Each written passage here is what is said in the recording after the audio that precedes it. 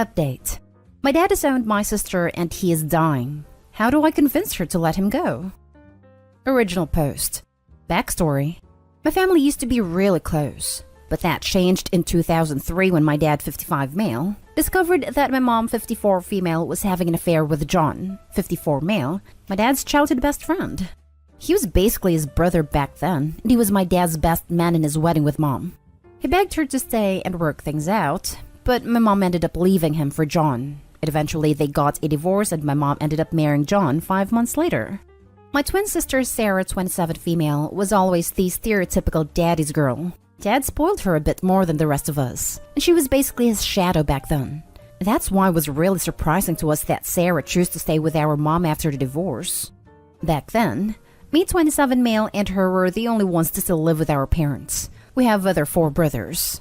I choose to stay with Dad, and Sarah chose to live with Mom, and in the weekends she come to stay with me and Dad while I choose to stay with Dad, and I occasionally went to Mom's house.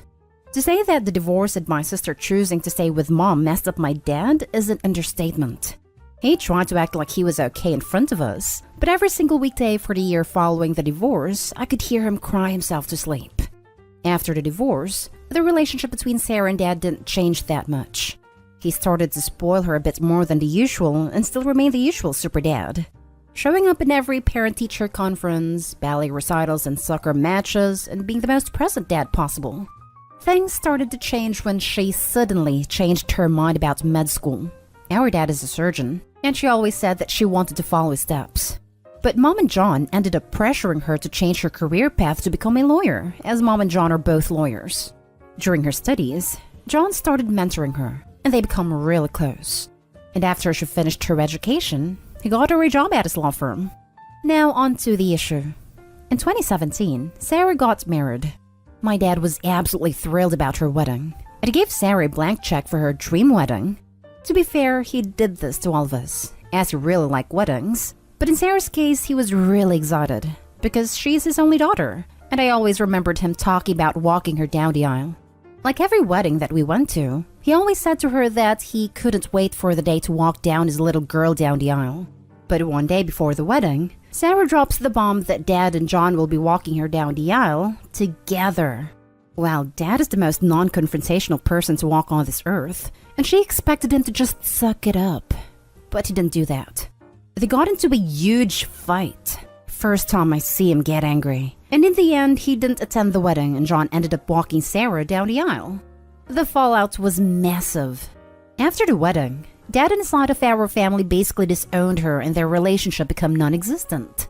She tried to reach out after a while and make amends several times, but he simply didn't want to talk or hear about her. We expected him to turn around when she gave birth in 2018, but doesn't even want to meet her kids. Then earlier this year, he was diagnosed with pancreatic cancer. And unfortunately, the treatment didn't work and he is terminal. Even with that, he still doesn't want to see her again and she doesn't understand that. I'm very close to my dad, and these last few weeks are really difficult for me. How do I convince her to let him go? Now for the top advice before reading the update. There really isn't anything you can do.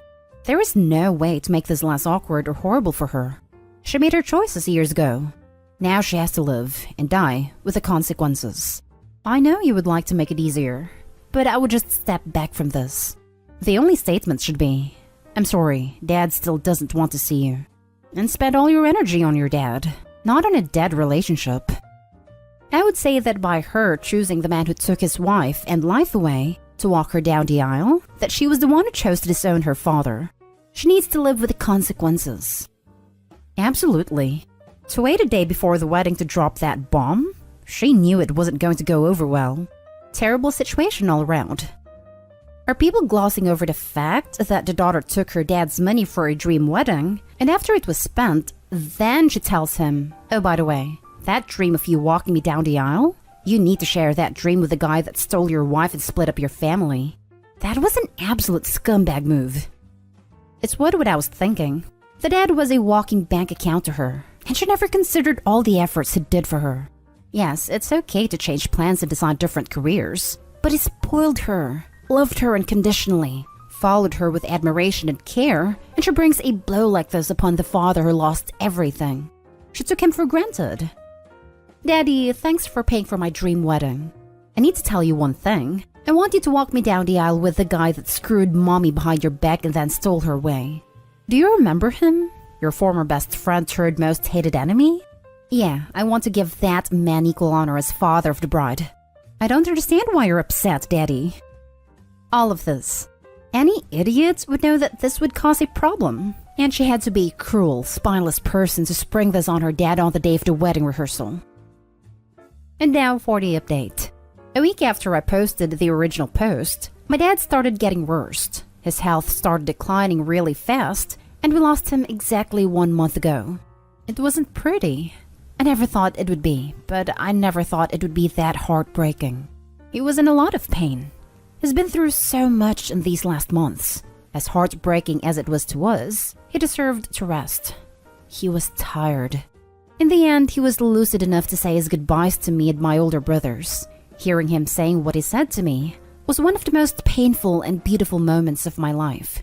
His words to me meant a lot. I won't say exactly what he said because I believe it's just too personal. He said goodbye to my daughters, 11 months old and 2 years old. It was just like when I was a kid. He gave them a kiss on the forehead, told them to be good girls, and said that he loved them. It was something I won't ever forget, and it hurts like hell that they are so young to understand what happened. They still ask about Grandpa, and every time I try to explain to them that he isn't coming back, they don't seem to understand that. And how can I blame them? I'm only 27 years old. I honestly don't get it. I was supposed to get a lot more years with my dad. It doesn't seem fair at all. But the worst part was my twin sister, Sarah. Dad died without speaking to her.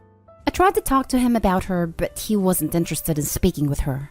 She started getting more desperate, and suddenly he died. It was expected, but she was in denial. His funeral was beautiful. A lot of people shared their stories about him. It was nice. Sarah saw Dad for the first time since the night before her wedding, and she didn't recognize him. He was very skinny. Dad was always a bit overweight, the famous dad bod, but he had lost a lot of weight from cancer. She cried a lot during the whole funeral. Mom and John tried to show up at the ceremony, and my uncles were forced to kick them out of the funeral. Good freaking riddance. Dad's will went as expected as it could. Dad's family came from old money, petrochemicals, so he always had a lot of money. He left a little bit of money and properties divided equally to all his kids, including Sarah. He left a trust fund which was a lot of money for all his grandkids, including Sarah's kids, which he never met. It was honestly expected. My dad never really cared about money that much. He just wanted us to be comfortable and sure that his grandkids all had something to support them. The tricky part was the personal things. He left a really big letter to all of us, except Sarah. It was really personal stuff. In my letter, he spoke to me about our story, about my childhood. It was really nice. I must have read the letter like 100 times, and I cried every single time. One of Dad's favorite hobbies was photography. He was quite an enthusiast, and the subject of his photos was pretty much our family, when he and Mom were together. Later, it turned out to be just me and my siblings. As a result of this, we had a lot of pictures from us growing up. He gave each of us a photo album, and behind each photo, he wrote something, where it was taken in a few words. I was honestly very surprised with this. He must have done this long before he died. It was a very thoughtful goodbye gift, something that was very typical of Dad. Sarah didn't get any letter, and her album didn't have anything wrote behind her photos, and when she found out about this, she had a mental breakdown. The regret was eating her alive. Still is. She was admitted to a hospital and spent an entire week there. She's doing a bit better now, getting a little better every day. Her husband and I are really confident in her recovery. She's sleeping and eating almost normally now. She still starts to cry randomly multiple times on a daily basis, but it's getting better. At least that's what I'm telling to myself. Which brings us to last week. My wife and I discovered that we are expecting again. It wasn't planned or anything like that. My wife switched birth controls last month, and she spends a week without taking the pill. It's still very early in her pregnancy, so we haven't told anyone yet. The thing is that I'm really angry. I'm angry that my future kid is not going to be able to meet Dad. I'm freaking pissed, honestly. It doesn't seem fair at all. I'm angry and I'm scared. My dad was supposed to guide me in the whole parenthood process. He was teaching me a lot with my daughters. Now I'm scared of doing this without him. I'm scared of not being a good father like he was to me, because my kids deserve that. This is it, folks. This whole situation could be a lot better. I play the what-if scenario in my head every day. Unfortunately, it doesn't change anything. This is honestly a bitter ending. Doesn't seem fair at all, but that's the thing about life. It's actually never fair. I want to thank everyone who gave me advice and to everyone who reached out and offered their support in the chat. I was very lonely at the time. Still am. It meant a lot to me. Thank you, Reddit. This whole situation is sad. It really is.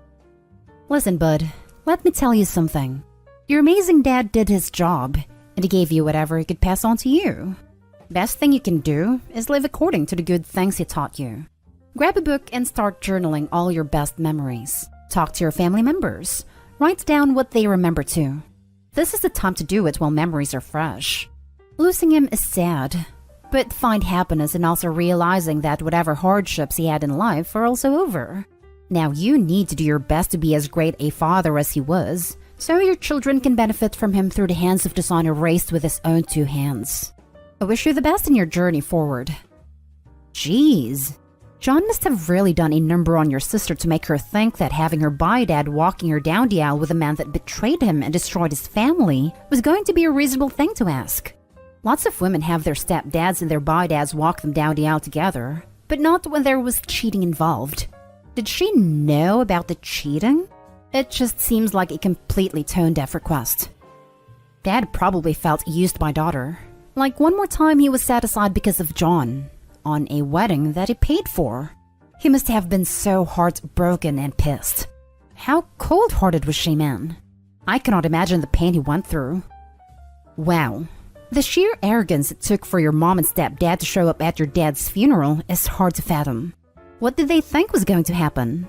Oh, hey everyone. Everybody knows we betrayed and caused more pain to this man than even his cancer. But hey, we wanted to be here and give our condolences to our former husband and best friend. I'm sorry your twin sister didn't get to make amends with your dad, but what was she thinking when she wanted the man who caused the destruction of her parents' marriage to walk her down the aisle with her dad?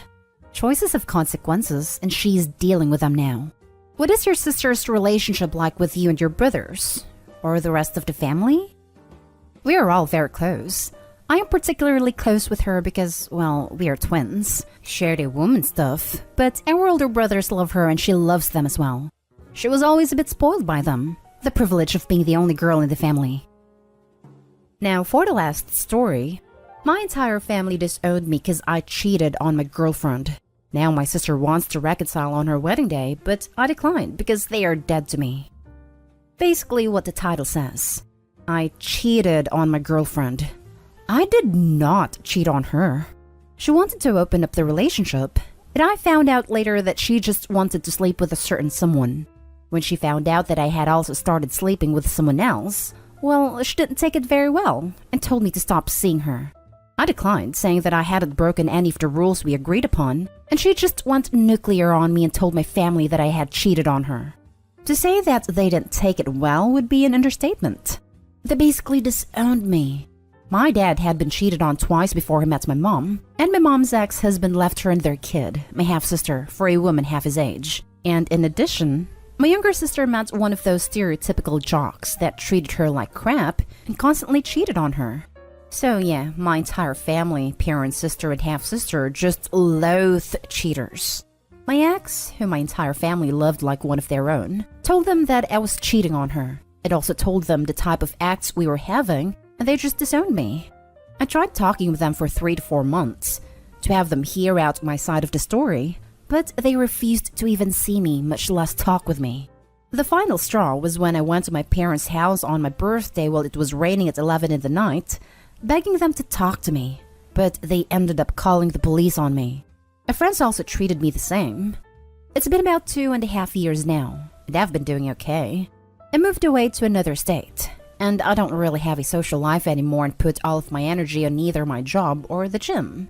Then I got a call yesterday from my sister, saying that she was getting married, and she wanted me to be there with her on her special days as we used to be very close, which is true, and that she is willing to forgive and forget.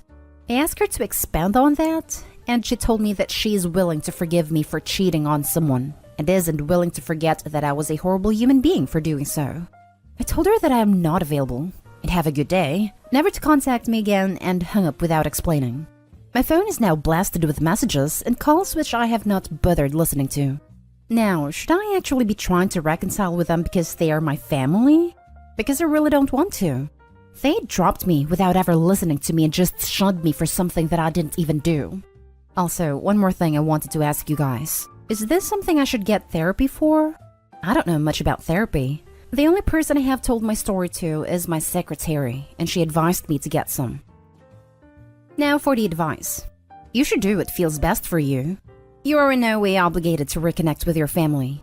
In my opinion, your family betrayed you when they left you without even hearing your side of the story. Therapy might be an option.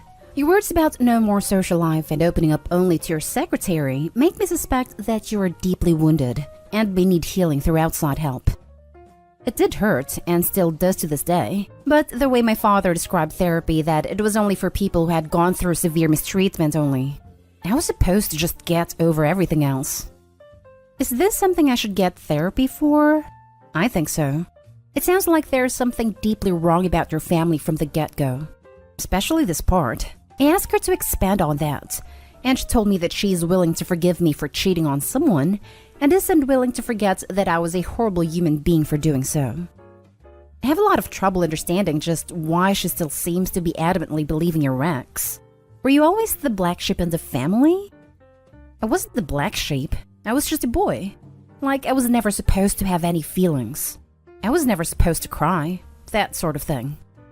What is your understanding as to why your entire family seems adamant in not considering your point of view at all? The way I understand it, in this situation, I was introduced to them as a cheater by a girl that they love as much as their own daughters. I was guilty from the get-go, and they never considered my ex to be lying. They just considered her to be a victim here, I suppose. They demanded I apologize to her, and when I wouldn't and just asked to talk to them, they thought I was lying. They never considered me to be the victim here. This is the way I understand it. I don't know for sure because I haven't really talked to them since.